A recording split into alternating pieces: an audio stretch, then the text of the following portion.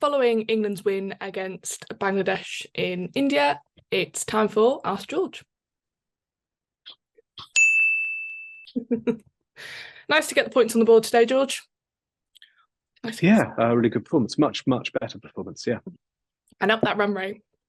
First question is from James, who asks, will Malan ever be fully accepted as clearly being part of England's best ODI team with no ifs, buts or caveats? It's a really good question. I mean, yes, if he keeps doing this and wins England a World Cup, he really will, and he should be. I do think, and I don't want to preempt other questions on this, but I do think the game's changed a little bit. I do think that the days of real flat wickets and massive scores you could just hit through the ball may have gone for various reasons, maybe pitches, and I think the ball's changed a bit. And I think that there is room for players like Root and Malan to play the same side together. And that isn't to suggest he's just an accumulator. I mean, he's got a good all-round game, I think. I think he's been underrated for a while. Yeah, I hope that he's ever more appreciated. I thought he was terrific today. Phil Campbell asks, it's been like watching two totally different teams from the side that played New Zealand. Which performance do you think is more true to where England are at? Well, there's a bit of a clue in the question in that one of the sides is completely different. I mean, Bangladesh aren't as good as New Zealand, are they? They're just not. But I think there's a fair point there about England as well. England looked really rusty and timid and just off the pace in the first game, are much better today. And I think that it is probably fair to say they have eased their way into the tournament a bit. Look, we know the preparation for them and other teams was not ideal. And yeah, they looked better for the run out. I still think there's more to come. But they'll be more comfortable for that, and they looked better for it. I thought several players performed a bit better, and also, of course, Reece Topley came into the side on a different wicket, admittedly, and he made a massive difference, didn't he? He gave the attack real bite, and basically ended the game as a contest in his first spell. Yeah, it's good to see him. I think his confidence will be built up after today, and he's a real contender in that very experienced already pace lineup. Well, just on a human level, that is a fella who has had no luck at all. I mean, both of them, him and Malan, but I think this is his fourth World Cup, Reece Topley's, and only his third game because he's just had injury after injury, just on a basic level, to have had 5 stress fractures and that real bad luck injury last year in Australia. I think anyone who loves cricket would wish him a few days in the sun, and he had one today. Yeah, bit sunnier than England, of course. Actually, we had the mother of all storms. I've never seen a storm like it. Last night was the biggest electrical storm, most thunder and lightning I've ever seen in my life. It was incredible. Nice. Milo asked, any suspected injuries in the camp and chances of Stokes being fit for Sunday? Well, I mean, Stokes, obviously. Many mouths. Yeah, no. I mean, they both sides, I think, have got away with the playing on this outfield, which clearly wasn't very good. Just spoken to Sam Curran actually, and he sort of doubled down on the criticism. Feels they were very lucky to get away with it. It wasn't good enough. It'd be very interesting to see what India think when they're here in a couple of weeks, because you've got special athletes like Jasprit Bumrah, and you don't want to risk them. It's just, I don't know. It's not good enough, and no one should be afraid of telling the truth and saying that. Anyhow. Ben Stokes is obviously not fit at the moment, but he did look a bit better in his run-in today. I think he's got an outside chance of playing against Afghanistan. My own opinion is England should have enough to beat them without him. I know there's no room for complacency with England's World Cup record, but I wouldn't rush him. He looked awful in the nets a couple of days ago, really, really uncomfortable. He's obviously a special player. And you don't want to take any chances that potentially put him out for the whole tournament. The rest of them, look, I think they get in there. I think one or two of them don't look as if they're 100%, even Mark Wood, but he got through 10 overs today. Adil Rashid got through his overs. They'll be better for it, I think. So, a really encouraging day from an England perspective. Well, on that same kind of note, Sushant has asked, is no injury more important than 2 points today? Well, it's not more important, is it? Because, if they lost today, they really are looking precariously placed. But I think it's more a question of sort of, is it more important that we got the 2 points with the importance is obviously there for both, but is it better that we also had the no injuries as well as the 2 points. It's obviously a huge relief. Yeah. And actually, I thought they were quite sensible. They didn't have the same issues. I thought Bangladesh were given more choices. They had more difficult moments in the field when they had to decide whether to dive or not. And they did a bit of this, a bit of that, and quite a lot of neither. And England got a bit luckier in the field, I think. Didn't have to make those choices. But yeah, a huge relief to be able to move on to the next game. Look, I think there are legitimate concerns about the age and the miles on the clock of some of this squad.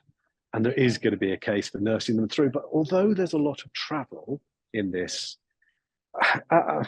it's not, I mean, there is a bit of a gap between games as well. They will have a whole travel day and then a day off. It's not a horrendous schedule. It's just quite a lot of air miles. I think they can make it work to their advantage. They're an experienced team. It's not a reason, if they don't make it, that they won't have done so. Background Noise has asked, given the minor tweak to the side today, what do you think is England's best 11, and what changes, if any, would you make if you were the selector? Well, look, there's no such thing as a best 11. There's a best 11 on a certain wicket, isn't there? And wickets will be different throughout the tournament. But I thought that they did look better for having Reece Topley in the side. But at the same stage, you have to accept that the batting was a little thinner, and they did have something of a middle order collapse. So, you know, there are strengths and weaknesses, and what you need is a squad. So it's impossible to say, really, because I don't know what the wicket's going to be like in Delhi, and you'd have to make a decision when you're there, when you've seen it. I'm afraid that's a dull answer, and it feels like I've been evasive. But equally, you would think as the wickets got more tired, and they will as the tournament goes on, there'll be ever more of a role for playing that extra spinner, and Moeen as that extra spinner, and obviously he's a good player of spin too as a batter. But right now, Reece Topley, I don't know, he made himself undroppable, didn't he? He may even, I thought he was terrific. I mean, the wickets he got early doors were legitimate wickets, which I think he'd have got had they been played Test cricket. You know, the ball to Shakib Al Hassan, you know, it's a thing of beauty. It belongs in a museum. Yes. Occidental Tourist asks, is it wrong to revel in every Malan success just because I suspect it somewhat annoys Owen Morgan? I think that's probably a bit harsh on Owen Morgan. No, the thing with Owen Morgan, he was set in his views at that time, and I think the game may have changed. You know, from 15 to sort of 18, probably, limited overs cricket was played on real flat wickets. And going into that 19 World Cup, we were talking, or some people were talking about needing to have a 5 on the scorecard in case anyone scored 500. And then what did England get in the final? 243 or whatever it was. I should remember, really. In the sort of game that, ironically, Jonathan Trott would have been the sort of perfect batter to chase down, you know? It's funny how these things work. I think we're in a bit of a middle phase at the moment. I don't think the scores on the whole are going to be as big. I think the game has changed. The ball has definitely changed. It's definitely changed.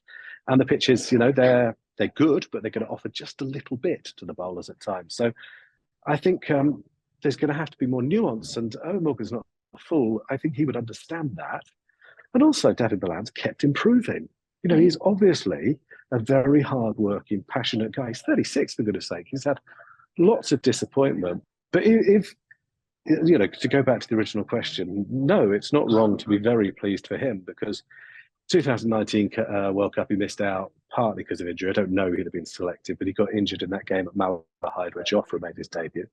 And then in the T20 World Cup last year in Australia, he got injured, you know, with 2 or 3 games to go, and missed out on potentially the biggest game of his career, you know, the World Cup final in a full MCG rather. So it's hard not to feel for a guy who's been through that, and he keeps proving people wrong, doesn't he? So again, on a basic level, just like Reece Topley, why wouldn't you be pleased for someone to have that success after all the hard work? Yes, definitely. Matt Cave has asked, thinking a lot further ahead, how concerned are you about the prospects of England playing their 5th test versus India in Dharamsala in March? I think that's a very good question. It's not good enough right now, and you would be, you know, I mean, I don't suppose he'll be playing at that stage in the series, but if Mark Wood were playing, would you want to risk him on that outfield? Or Jofra comes back, and you know, it's It's the sort of outfield, to be honest, which will put people off playing Test cricket. Mm. And there was a test moved from here a few months ago. Is it possible it happens again? I mean, let's hope not. I think it'll be very interesting to see what India make of this outfield, because, you know, it's all very well for me to say it's not very good. No one cares. But if Virat Kohli says it, or Rohit Sharma says it, people will listen. And God forbid anyone should get injured. That would be awful. So it has to be a possibility that it will be moved. But if it is, it will probably be the decision coming from India, because who at the ICC is going to stand up to them? It's pathetic. No one will. They honestly, I wonder if they could sort of make the ICC officials into sausages, and anyone would still breathe a word of complaint.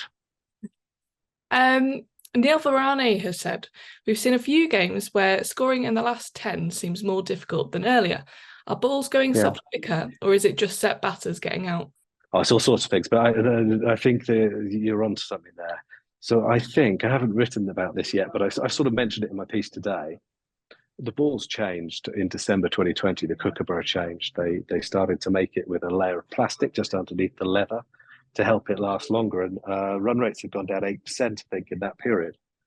The scoring rates have gone down about 5%. And average scores have gone down 8%, sorry. And actually strike rates from bowlers have gone down as well. So I think they're just doing less. And I think that's a factor. But also, you know, pitches can slow up or get grippy. There are all sorts of things that can happen. And it's a combination of those things. But I don't think that we've looked into the impact that balls are having as much as we might have done yet. I hope to do something on that in the next few days. I meant to do it yesterday, but ended up writing about visas instead. So, but that's my theory. And I think that's a really smart question that you've raised there. And the last one for today, Swamphill Singh asked, despite the wickets today, why is Woakes not pitching it up enough early on? Given that his strength is bowling Test match lengths, he should be more threatening up front. Well, you're right. I say that as his biggest fan. He had a poor game at Ahmedabad. Actually, I think he pitched it up too much. I thought he needed to bowl a Test length, as you say, a good length. And he didn't. He needed to bowl the length that Matt Henry had showed him. I presume he was following orders. I mean, he's a very experienced guy, and I presume it was a tactical error, not a execution error. But I haven't actually asked that question. Today, I mean, his line wasn't good either, to be honest, at first. The encouraging thing is he came back quite well. And the thing you'd say is he's not a machine. He's a very experienced, very good cricketer. But like every other cricketer you've ever seen, he needs match practice and he needs a run out. And I think that towards the end, we saw him regaining his rhythm. Mm-hmm. He's had an off-colour start to the World Cup. That's absolutely true. But he's got a very good record for a very long time. And I suspect they'll bear with him. And I absolutely think they should. But it is a fair question. I'll say again, though, I don't think his problem is that he has been pitching it up. I think he's been pitching up too much. And he should have been bowling that heavy Test length. Mm-hmm. Lovely. Well, we shall see you on Sunday, George. In Delhi. Looking forward to it. In Delhi. And don't forget, if you want to read more of George's articles from the World Cup and everything else from us, you can subscribe to The Cricketer Digital. See you soon, George. You must. Cheers. See you soon.